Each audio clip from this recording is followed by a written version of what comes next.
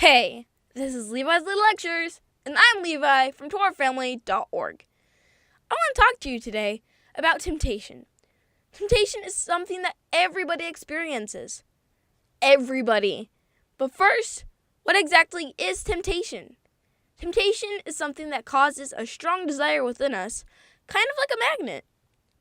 A magnet is something that draws paper clips to it. And that's what temptation does. It draws people to it.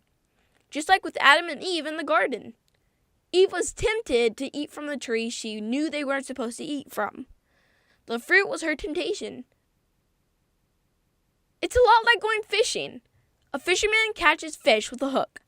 But fish aren't just going to bite an empty hook. The hook has to have something on it to make the fish want to bite it. And that is the temptation. The book of James talks about this very topic. James 1:13. When tempted, no one should say, God is tempting me. For God cannot be tempted by evil, nor does he tempt anyone. But each one is tempted when, by his own evil desire, he is dragged away and enticed. So for the most part, temptation comes because of our own desires that we have to keep under control. That's right. So we can't blame every temptation on the enemy. Most of the time, it's simply the desires within us that we have to overcome. When our heart desires something that is against the Torah, we have to make sure we do the right thing and choose to obey. So is there any temptation that does come from the enemy? Absolutely! There can be many times that the enemy comes to tempt us.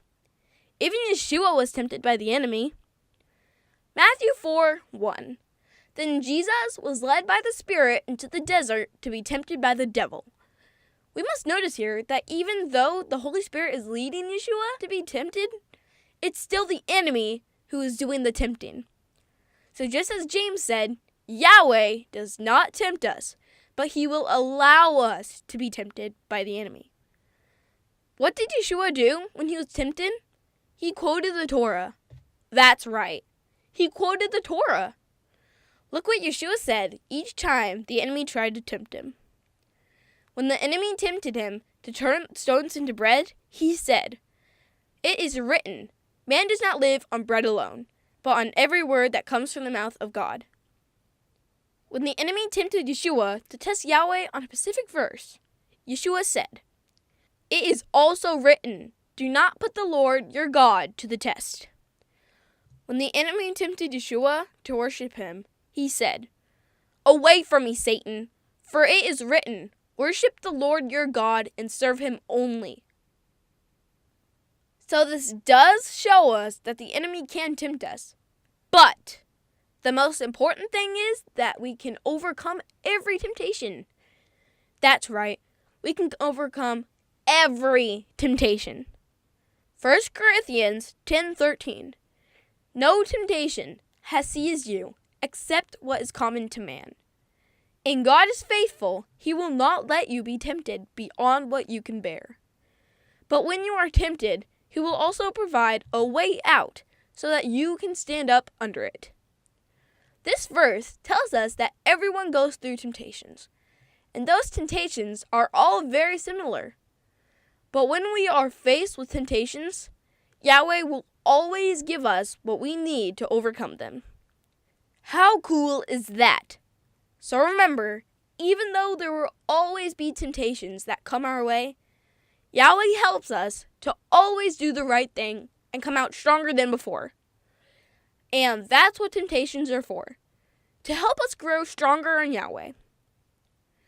We hope you have enjoyed this teaching. Remember, don't just listen to the word, do what it says. That's the only way to grow. Until next time, Shalom.